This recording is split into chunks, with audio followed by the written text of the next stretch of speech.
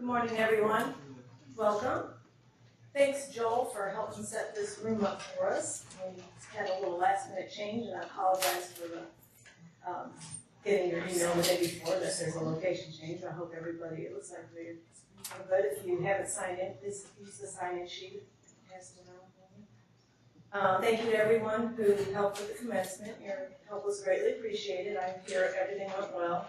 I unfortunately had to back out of my obligation at the last minute. I'm guilt-ridden, but I'll be fine. Let's try this again. Committee photos. I don't know if everybody's here today, but we're going to start taking some photos at every meeting just so we have some. It seems like every time we need a photo, we don't have anything, so we're going to try that. We also are going to accept nominations for Secretary, Treasurer, and Vice President. So if you can think of anybody, if you want to nominate yourself, please send that to Lynn Booker. Late May, early June birthdays, Trudy Thomas today. Happy birthday, Trudy. Is she here? I thought I saw her. No, she's probably taking her birthday off. Committee updates. I've had several issues going on, so staff life and collaborative efforts have been kind of put on hold, but we're going to be back meeting in the next few weeks, so I'll have an update next month. Mike, Events Committee. We have a meeting coming up. I need to schedule a meeting where, because we just had our grants awarded, now we have to make the money for next year's grants. So anyone who is not on the events committee should be, because we need your input as to things we can do. We're already getting in applications for the employee craft fair or needles and pins. Or this is the 27th annual edition of it.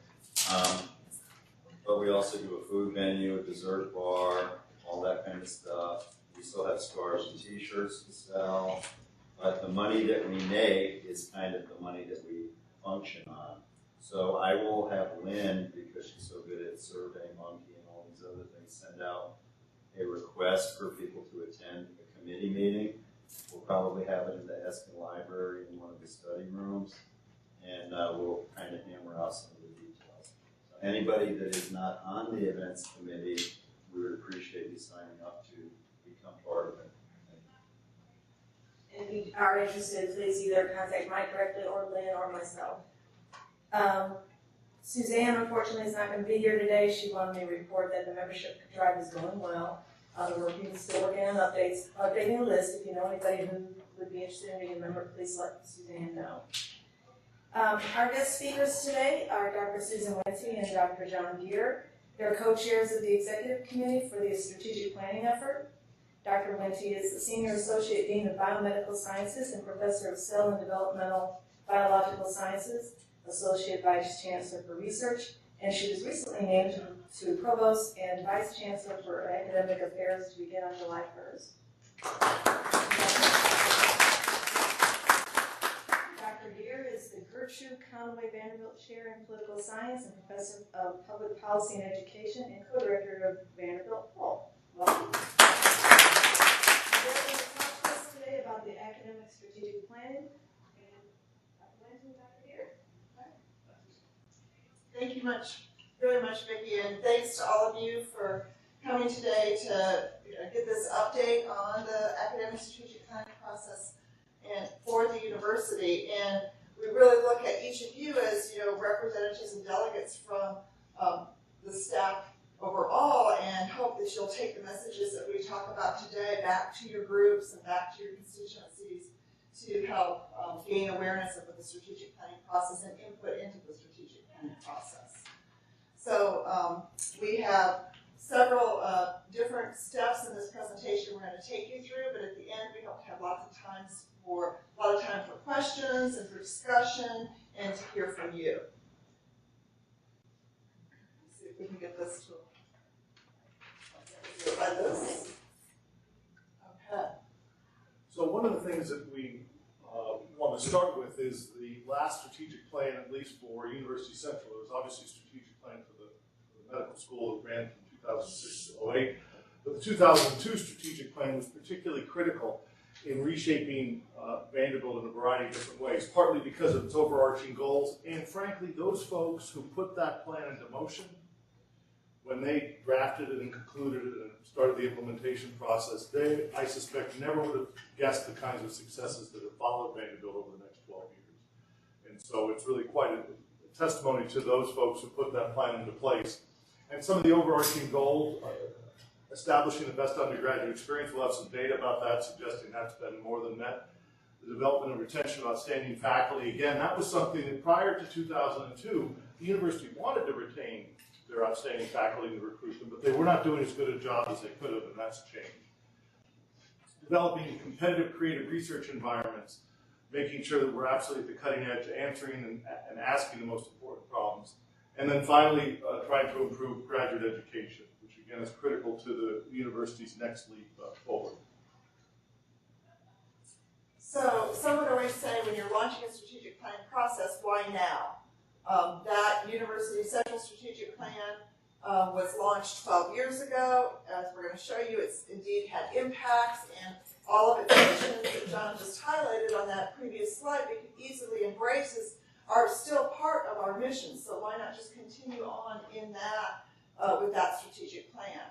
And one of the big reasons why is because of all of the impacts that plan has had and where we currently are now in 2014 compared to where we were in 2002, we can potentially do some things that are even more exciting and more transformative that we couldn't have envisioned in 2002. So part of that is just the quality of our students, the quality of our faculty, and the quality of our programs, all of which the staff is working with in every way, shape, and form on a daily basis. To give you one piece of data on the quality of the students, this is the undergraduate students. And if you just look at the undergraduate student application numbers, you may have read this in the Tennessean a couple weeks ago when they were talking about the increased competitiveness for high school students to get into select universities. In 2004, the number of undergraduates applying for a spot at Vanderbilt was about 11,000. This year, it's about 30,000.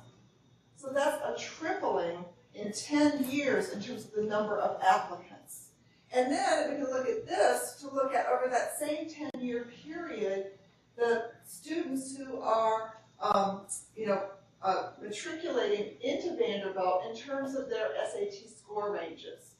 So not only have the applicant numbers increased, but our selectivity from that pool in terms of the quality of those students has also in parallel increased. 90% of the entering freshman class was in the top 10% of their high school classes.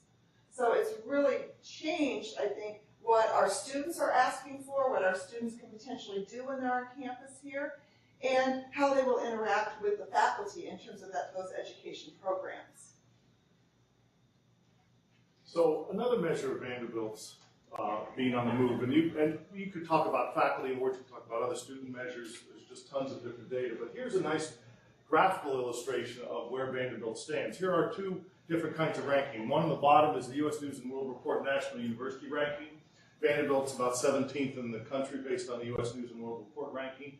And then on the side is the federal research ranking. That's how many research dollars the university is bringing in, which of course is absolutely part and parcel of what the med school does, more so than any other group. And so you've got these two, and then you have basically four quadrants. And the upper right-hand quadrant is a set of universities that are highly ranked according to the U.S. News and World Report, and then highly ranked in regards to research. And you'll see there's only a handful of universities there, of which Vanderbilt is one of them. And you'll notice some really prominent universities aren't on that list. For example, Princeton. Why? Because Princeton does not have the benefits of a medical center. They are mostly an undergraduate institution with some professional schools, some graduate schools, but they just can't generate the kind of research dollars. So this is a testament to how Vanderbilt has moved, both because of its undergraduate rankings, but also its research dollars, which again ties directly to the success of the med school. So we've made tremendous progress over the last 12 years in terms of undergraduate, graduate students, professional students. You on the medical center side, I'm sure, have heard progress in terms of our medical school applicant numbers, as well as the quality of those students and our residency programs. And then in terms of our research profile, as that overall graph showed. But in taking into account what our strengths are and what progress we've made, when you start a strategic planning process, you also need to look at the lay of the land and what are the challenges that we're facing right now? Specifically, what challenges are research universities facing right now in 2014? And there are many, some of which we are very well aware of in our current context and our current environment. John and I are going to alternately talk about these different challenges in a very global manner and not really take you through them in great detail. Yeah, so like higher education is under assault. It is on a variety of fronts. Students are accumulating too much debt. There are questions about the actual learning, what you actually learn being in college. Do you get a quality job when you come out? Higher education is facing this book after book that goes after higher education for not being very successful on that front. There's constraints in external funding. Although we have maintained our NIH grant portfolio very robustly, it's increasingly constrained and competitive in terms of the federal budget for those dollars. And also how we fund research overall, not only from that external funding, but also in terms of if we go down to the healthcare economics and the demand for cures and prevention, then in terms of how we support the research and education missions from the clinical activities and from all the clinical efforts, but then more so even within healthcare itself, the challenges that we face in terms of delivering care in an equitable, in a high quality, in an efficient manner is something that's facing every medical center and every hospital across the country right now. In addition, and some of this is obvious, but society's problems today are complicated and requires attacks from many different angles. No one discipline is going to be able to solve the kinds of problems that we currently face, and so you need to have kind of a university setting to try to tackle these because they get increasingly complicated and interconnected, and obviously not just interconnected here with the national of the country, but across the globe. And then finally, the rise of new technologies. This is a challenge in a lot of ways for universities, partly because the internet and social media are challenging the core models of teaching that have been going on for basically 2,000 years. We're teaching basically, it used to be very much of a top-down process where faculty would lecture, students would take notes, etc. But now the internet provides an opportunity for students to communicate back very effectively to faculty and then have communication sideways as well among students because of the rise of social media. And that poses a challenge and one might argue an opportunity for any research universities. So when launching this strategic planning process, it needed to take the themes that were going to drive it, needed to take into account what are our distinctions as a research university, and then how can we utilize those distinctions to address these challenges facing higher education and society. All of which needs to really have our visions focus on what are our aspirations and goals. So our visions have been broadly articulated again as offering the best educational experience, and that educational experience is the best for our undergraduates, our graduate students, and our professional students, and postdoctoral and residency trainees. That we undertake world-class research and innovation for which we have specific strengths in, and that the results of both those education and research missions result in positive impacts on society and on communities. So it's by defining these overall visions and then leveraging our distinctions to address the challenges that we will be facing over the next 5 or 10 years that the strategic plan has really taken its next steps forward in terms of laying out initiatives. So the actual strategic planning process that was put into place by Chancellor Zepos is worth talking about, partly is to give a sense of what we've done, but also to get a sense of how unique it is. First of all, this is the first strategic planning process that's been campus-wide. If you remember, we opened up with a conversation about the 2002 plan for University Central. There was also one in the medical school a few years later. That was always the case. But we're doing one across the entire campus, so that's certainly important. Second, the themes, and we're going to be talking about these themes in a little bit. There are 4 themes that drive the plan. These themes are very much interconnected and not in silos. This becomes particularly important when you look at other plans at other universities that tend to have themes that are very siloed. So, for example, they might have a theme on recruitment of the best undergraduates, another theme on recruitment of best faculty. They are all totally reasonable themes, but they end up being very siloed, and at the end of the process, they all want more money, and these strategic plans tend to get bogged down. The one that Vanderbilt put in place through the good judgment of Chancellor Zeppos, is to create themes that overlap. Third, which is really, again, a very unique process, is that this is very much of a bottom-up inclusive process.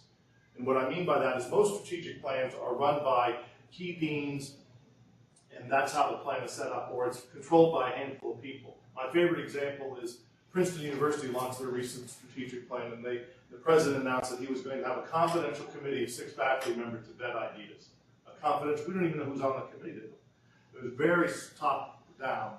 Vanderbilt's has been very much bottom up. In fact, we don't have a statistic here, but by some measures, we've had 15 to 20%, for example, of participation of faculty.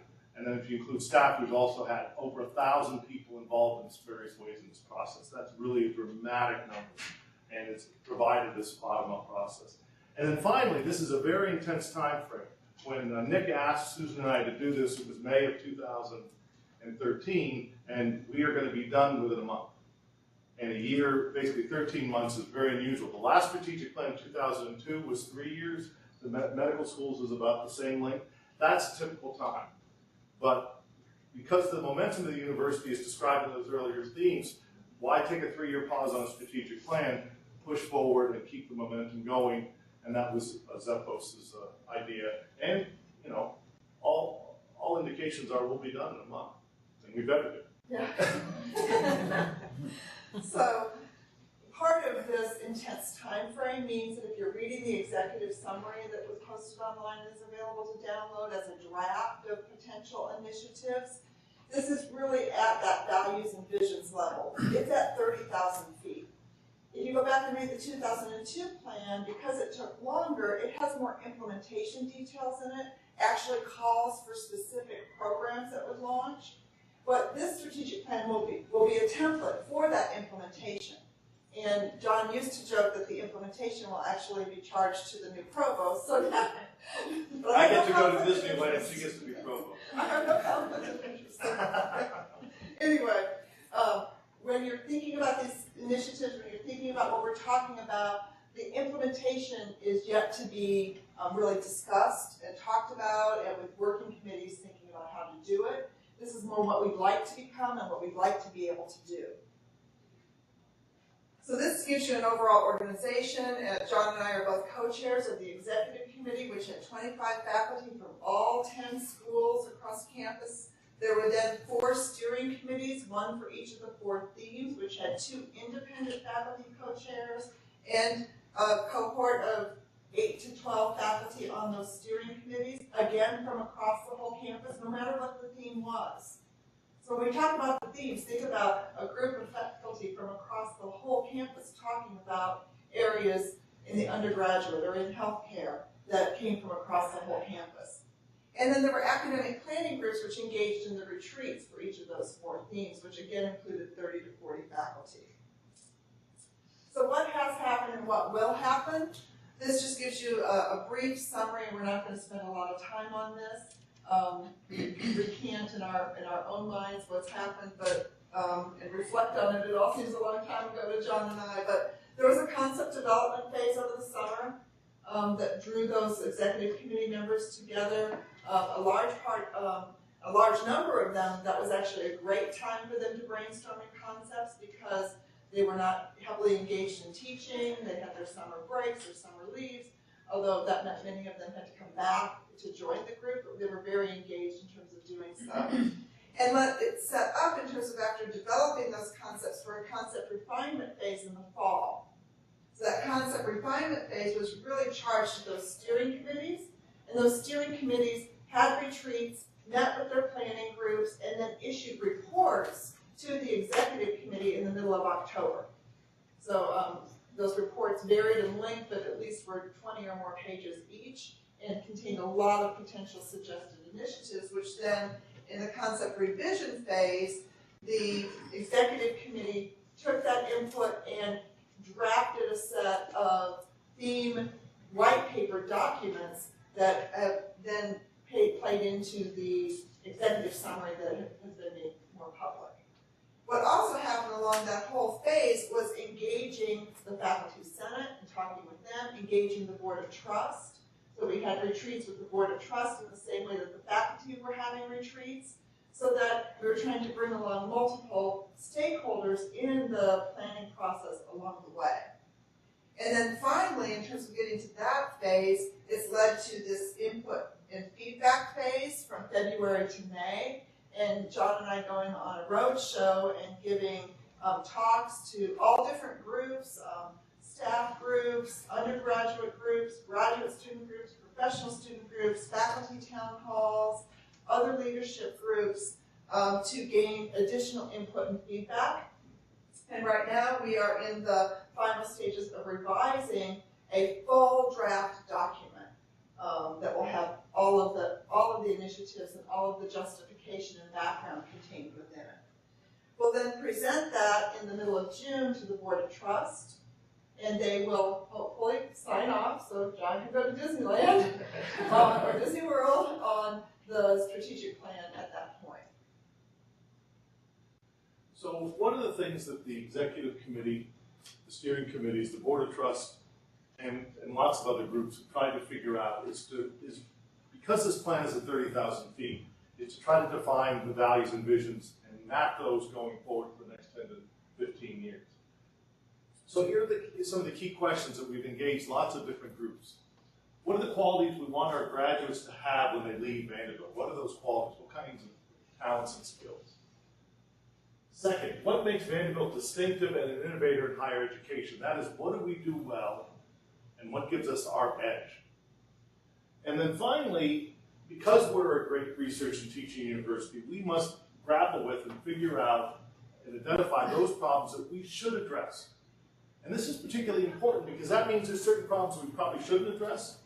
And maybe right now we're not addressing them and we should make the investment to do so. Or maybe we're doing it and we need to up that investment. Those are the kinds of conversations to have. Because obviously we can't do everything.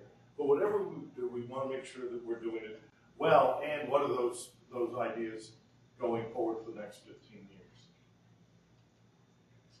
So what makes Vanderbilt unique or distinctive? There were a number of ideas put forward in terms of how to encapsulate this.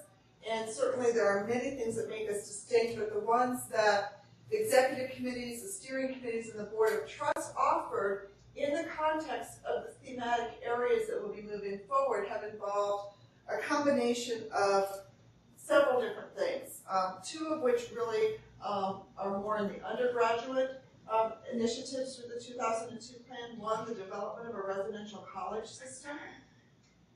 The other is Opportunity Vanderbilt, so that all undergraduates can attend Vanderbilt on a needs-blind basis, but also have their financial aid package be loan-free.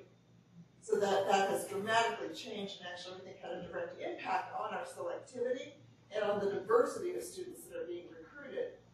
So the residential college system and Opportunity Vanderbilt are two things that make us very distinct, especially when you overlay that with one Vanderbilt.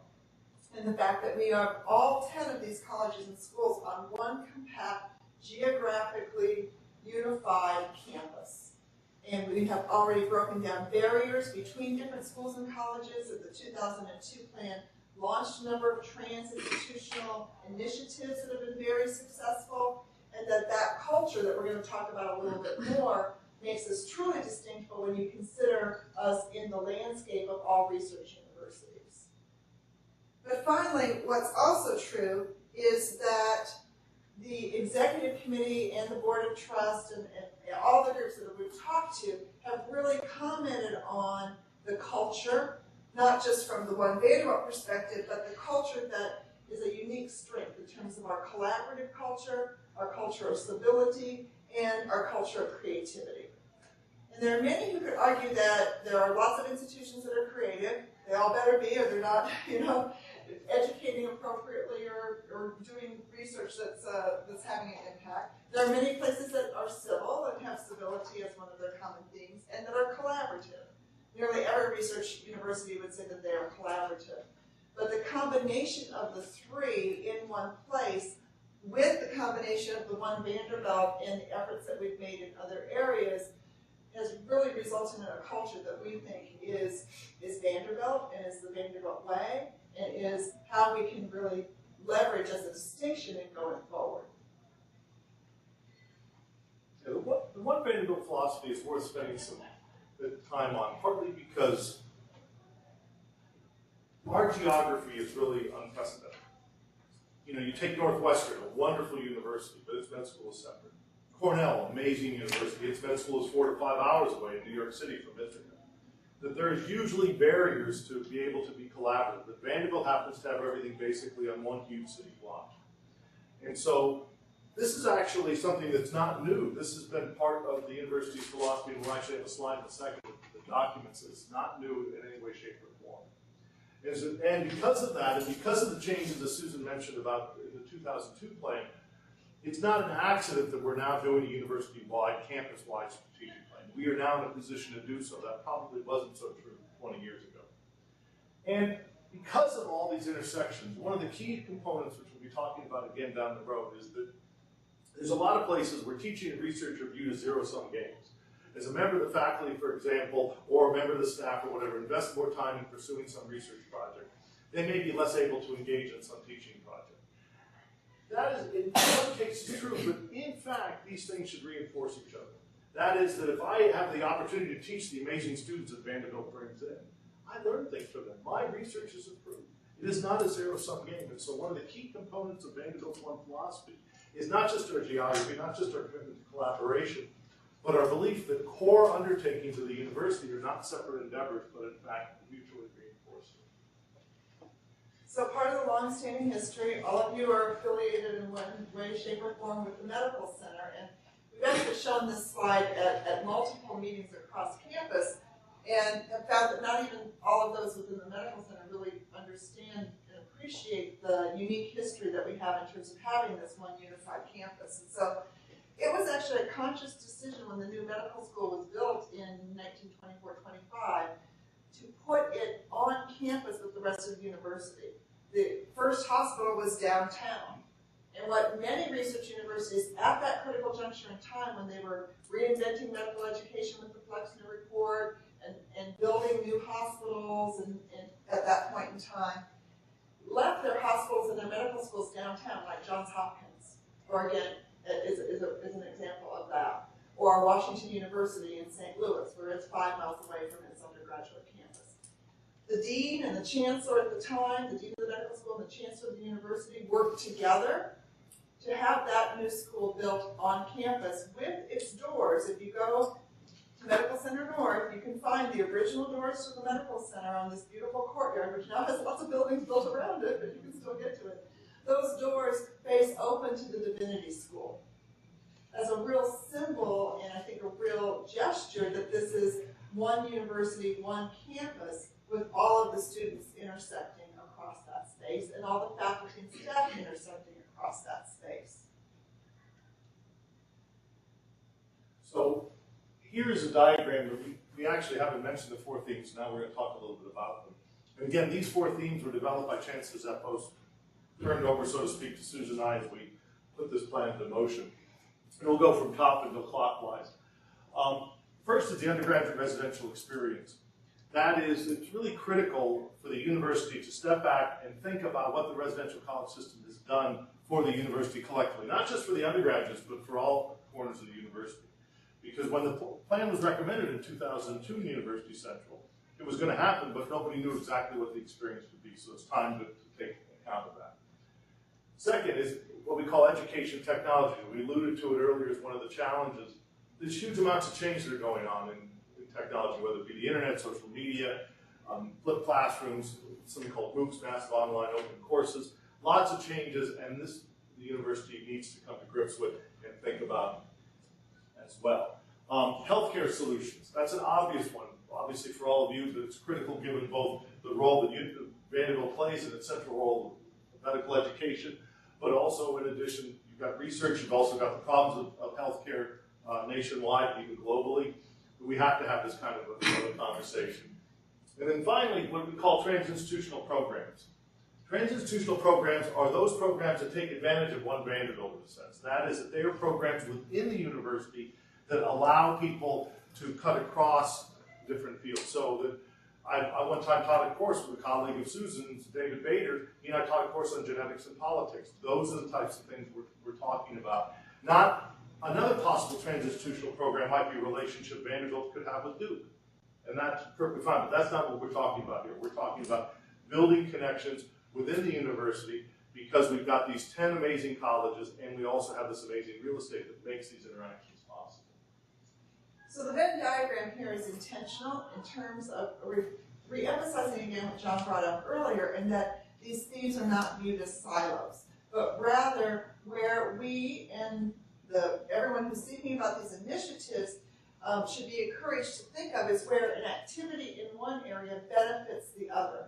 So for example, how can educational technologies benefit the residential experience? Or for example, in terms of healthcare solutions, being on this one campus, how could a trans-institutional program that brings together social scientists, economists, people in the law school and the business school, working with people who have medical knowledge or knowledge about the delivery of care to develop new strategies or new ideas about how to address solutions in healthcare. So those are intersections that are really critical. But when we think about it even from a broader perspective, it's in the middle where the initiatives are that we think are truly going to accelerate our progress. It's where there are initiatives that come from all four together to instill in our students and allow us to instill in our students the qualities and capabilities we'd like to see them have when they graduate, and to allow us to make the discoveries that will impact the world and impact problems that are facing society today. So there are several of those within the document that we think are really specific. It was not that every single initiative had to have this as its mantra. There are certainly some that are specific to each one individually. But the overall concept is to gain leverage between each of them versus have them as competing with each other. So here is actually, we've already covered this to some degree, that because of Vanderbilt's geography, because of Vanderbilt's culture, because of the quality of its students, the quality of its faculty, is that a lot of the key proposals that are being put forth are designed to augment this dynamic between teaching and research, between learning and discovery. Rather than being zero-sum games, we want them to be reinforcing undertakings. And so we want to give opportunities as a left side Bob talks about for all faculty and all minds to be engaged in this mission. Because when you think about it, you know, whether you're a philosophy major or you're, let's say, an engineer, and let's say you're interested in an issue like inequality, which is an important issue. There's not one discipline that's going to answer that. There's going to be multiple disciplines, and so we want to make sure we take advantage of all of those intersections and all of those reinforcements. And rather than focus on particular disciplines, we think about particular problems. And in addition, we want faculty and students to work outside of the classroom because we can, because we have these great facilities, for example, in the med school. We have facilities in A&S. We can provide these opportunities and encourage them even further because there's pretty clear evidence that that's where a lot of learning can take place as opposed to a classical lecture format. So we have on the next slide just more words regarding these thematic areas. What we'd really like to transition to is getting your reactions in terms of the critical role of the staff in these thematic areas, and how your reactions are in terms of how you can help advance the intersection between teaching and research, and any recommendations also in terms of how to make One Vanderbilt even a greater reality to all of its constituencies. So that's our broad overview of the process that's happened, where we're at, and not diving into the details of the initiatives, but giving you a really broad look at that. If anyone has something that they would like to provide some input to, do we send it to you directly or? You're welcome to send it to either John or I directly. That's fine. It's either way. My email's gotten a bit crazier in the last 3 weeks, but John's is probably always crazy with the polling. But this is an email that we have a staff that can get those collated for us and bring them back. Are there any plans to have the medical center side become more involved in this strategic planning? So it seems like it has a very limited view with the medical center side. So by the medical center side, the faculty, the students, so we met with medical students, we met with graduate students who were in the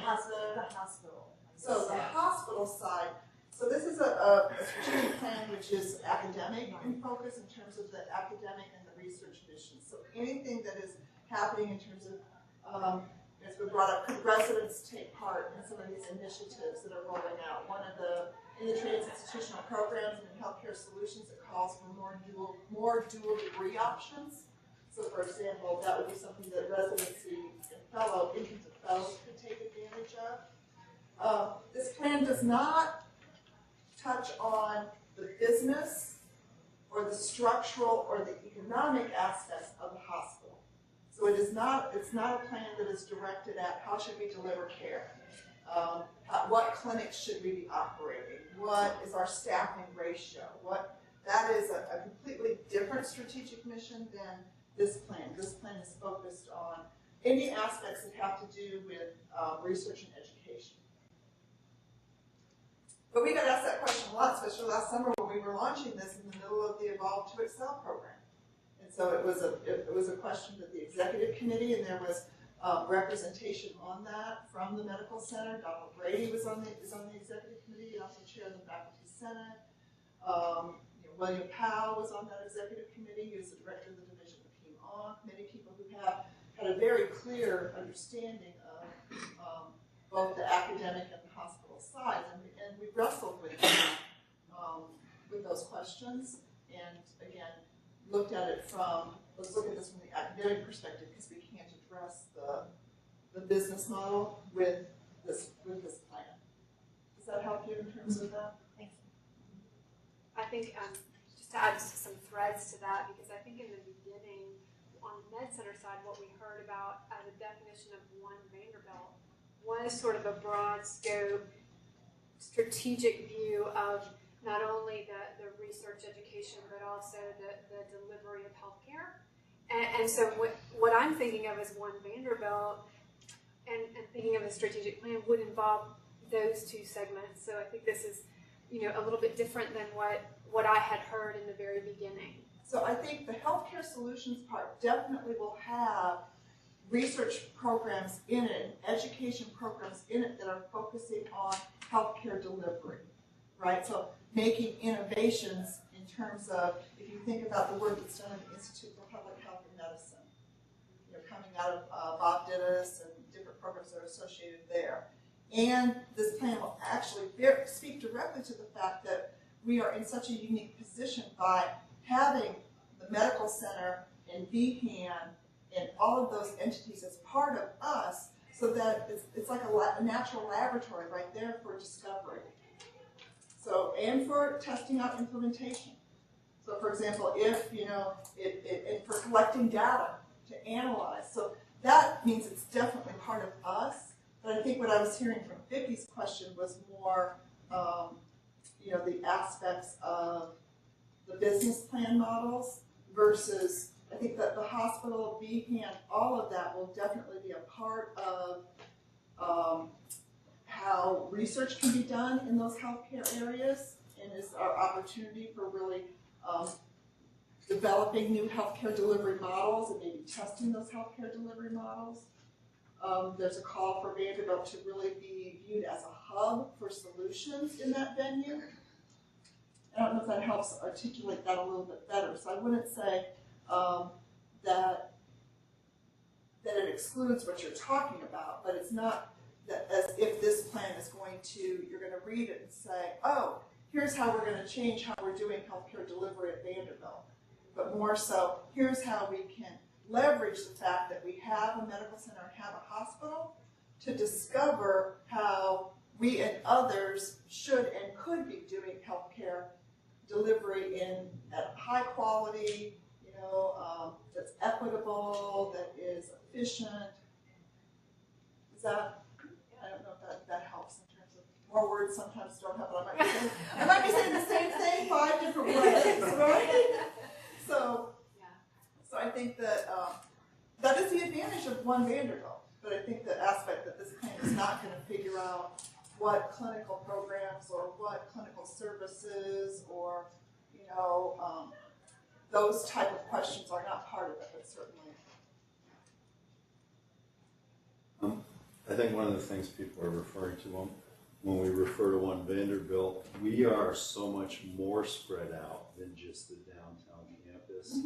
One of the reasons this table is only half full is because about 60% of our compatriots have relocated to Hundred Oaks, Right. Grassmere, Cool Springs, Williamson County, and so on and so forth. So we have always viewed the One Vanderbilt as the culture, the civility. On the medical center side, we have always used credo behaviors and that type of thing, which has now been more instituted in the university. One of the things that I wonder for some of our aging faculty, is there a program to help them stay as current as our students are on technology, new educational theories and philosophies? A lot of times professors, very well respected and very long tenured ones, are going by what they learned when they were going through their educational process. Is there a peer group for some of our educators? Because it's going to be very difficult, because life changes yearly when you're 18, 19, 20. And by the time you're done with college, the entire world is different than when you started. And I can't fathom how difficult it must be for the people who every couple of years are getting people that are starting off in with a basically a completely different set of rules.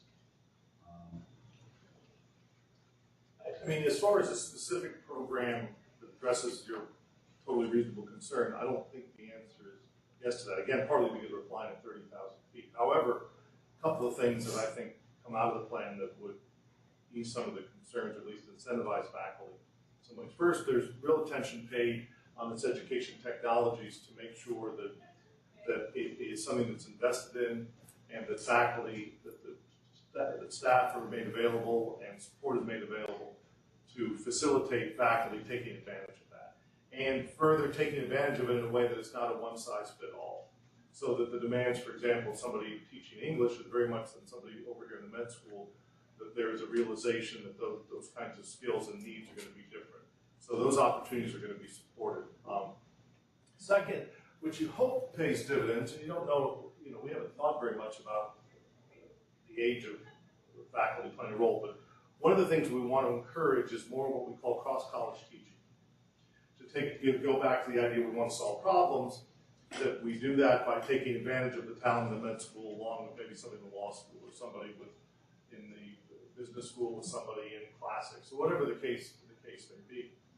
That will provide incentives for them to do this kind of new teaching that would be good for the students, but also be good for them. And it gets back to the idea that teaching and research can be, in fact, reinforcing discovery. So that, there's hopefully indirect incentives along those lines for faculty who want to be the best possible teachers, but sometimes, they are teaching the stuff that they learned 20 or 30 years ago. Most of them try to update in a variety of ways, but we provide some incentives, and then they can see the advantage of these new technologies. If you take a look, there's a great course offered by a guy named Jay Clayton, who's over in the English department. It's a massive online course. Jay is 60, I don't know, give or take. And he's just learned all this stuff and is teaching this really cool course on the role of video games in English literature. Don't even ask me. I'd be game to take it, trust me. It sounds cool, right? You probably get a joystick and Chaucer, I don't know. So that, what other things can you say? I guess what I was trying to match it to is the opening part where you were saying that people are complaining very much publicly that the curriculum kids have been taught doesn't prepare them to work in the current age. Could some of that be that the instructors are not up to date on what needs to be shared with kids that will be going into a job market? I mean, I think it's from the perspective of what the plan has done is really define and brainstorm quite a bit of what are the capabilities and qualities we want our students to have when they leave here, which then would put them in a position for lifelong learning, so that they can undergo transitions in their own career steps. Part of this is in terms of undergraduates arriving and needing to discover what they want to do, who they are, and that whole discovery part as an undergraduate. I think our faculty, we want to have them become more engaged in terms of offering additional experiences in venues for their students to do that in an accelerated way, and in a more in-depth way. So the key things that were brought forward in terms of those qualities is we want our students while they're here to engage, to question, and then to use the skills that they will, we will impart skills upon them that will allow them to engage and that will allow them to question. Those might be quantitative skills, those might be enhanced language training, those might be increased skills in technology and communication. So there'll be new curriculum that will kind of roll with those. And then use those to allow the students to forge positive change during their educational experience. So one example is that a call for all students to have the opportunity to do an immersive experience, or Immersion Vanderbilt. Now there are some departments here who do that quite well already, where they have, for example, in the engineering school, every student has to do a design project. But that's not true in all the departments or across all the schools. And so having every student have the opportunity, whether it's a senior thesis, whether it's a capstone project, whether it is a deep dive in a study abroad to learn how to speak Hindi and impact, a underserved population while on that trip, and do research in terms of how to affect change in that culture. Those would all be things that would be an immersive experience that we want to have be integrated as part of that, and will hopefully give them lifelong learning as well as, if you want to call it, marketable skills. And we've done, the Board of Trust has pressed in different ways. Those are highly successful individuals, many of whom are running large organizations that do a lot of hiring, and what type of skills do they want to see students come in with?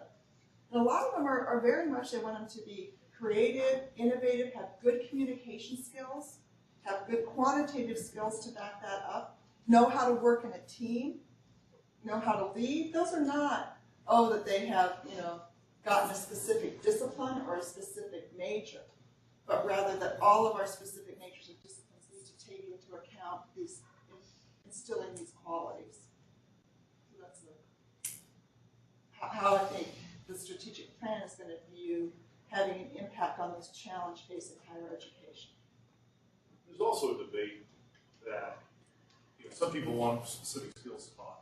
Other people would still argue and have evidence that suggests that if you can teach students in a liberal arts setting, give them a set of skills, give them a set of breadth of training, that pays dividends down the road as far as overall career. That you can, it's kind of like if you train someone to be a diesel mechanic, they can learn that there's a certain ceiling that goes to that type of training. Whereas what Vanderbilt's about, and I'm not picking on diesel mechanics in any way, shape, or form, but you've got Vanderbilt trying to give kids the ability to think creatively and think across various problems, and give them a skill set and a set of experiences that allow them to go out and tackle problems and be really innovative. And so this is a debate where I think in the end, it's not that one side is right or wrong, because the different universities are going to do different things and pursue different kinds of education. So that Vanderbilt has a particular role where you might have let's say a fine community college in a let's say a rural area might have a very different type of mission involved, and they would be teaching and educating differently.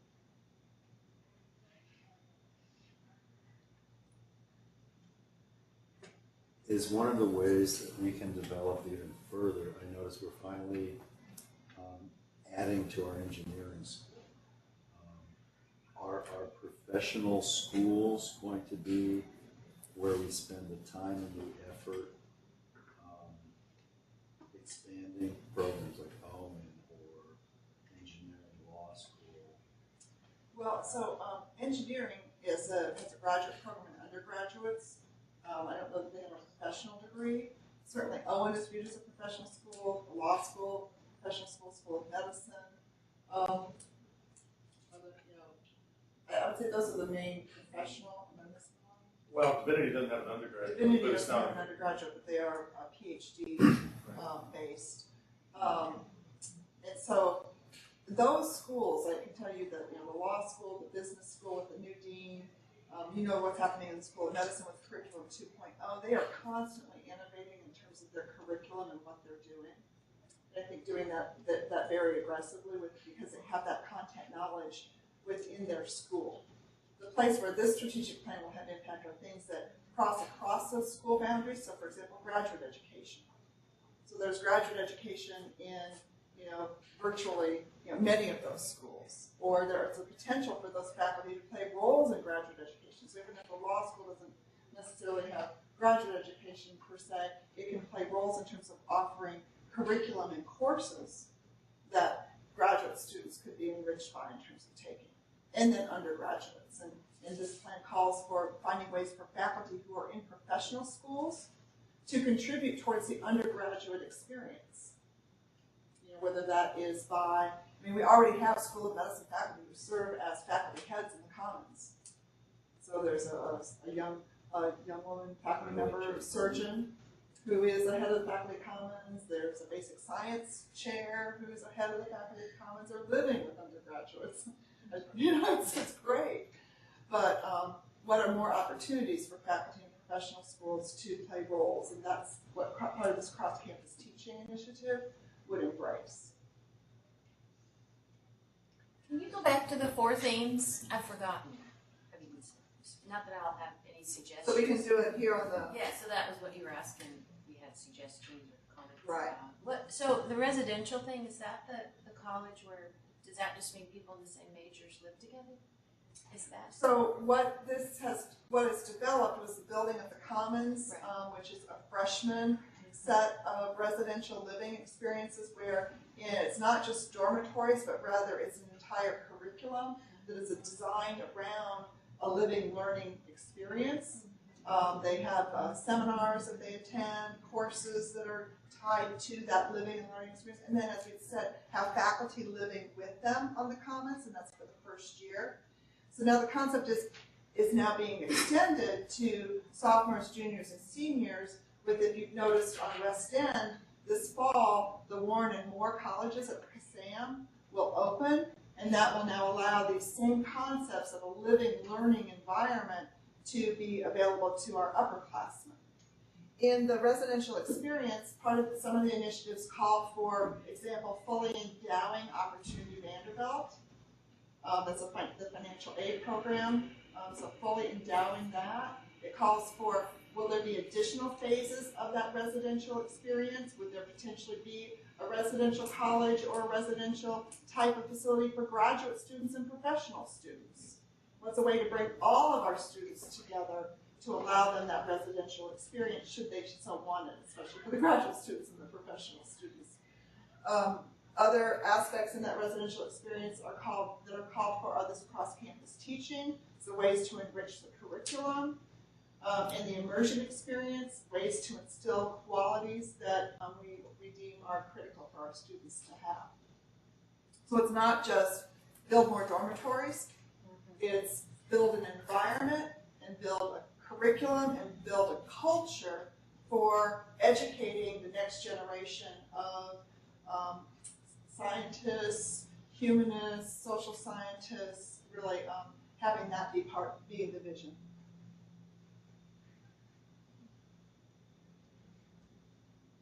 The names of some of these are, you know, and especially that one, the executive committee wrestled with quite a bit. But you have to realize that this plan will be used in different forms for fundraising, for philanthropy, and there are some things that we need to do that are not necessarily very attractive to donors.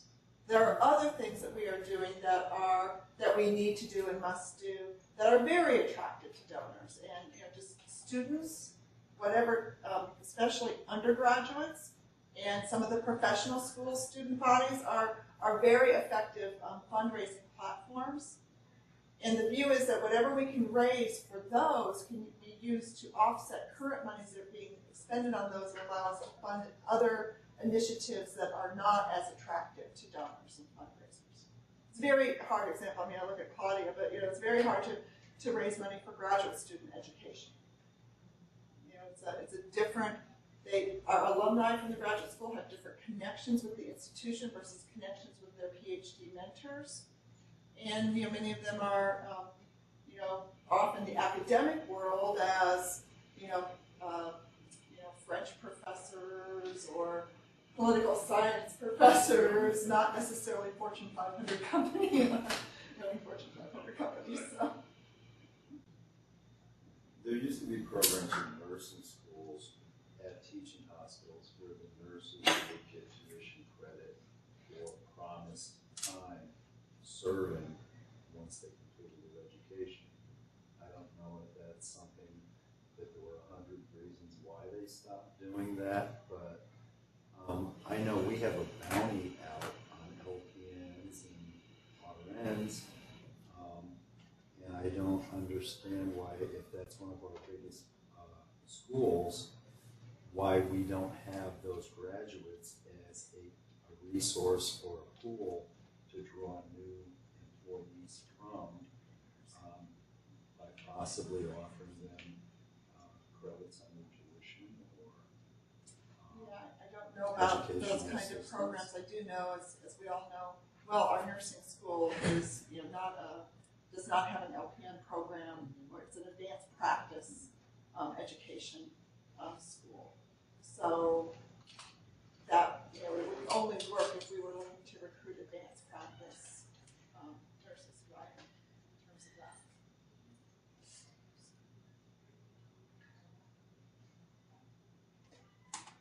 that. Okay, well, think about it. Don't think too long, though. we're wrapping this. We're getting wrapping paper. We've got bows. We've got tape. We're going to deliver this package to the Board of Trust.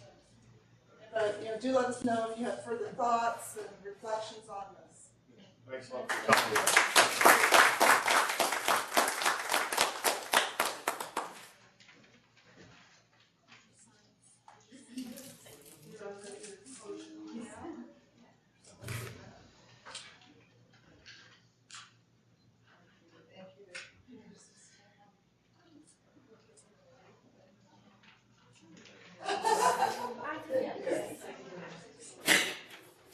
Okay, we're adjourned. Does anybody want to take pictures real quick?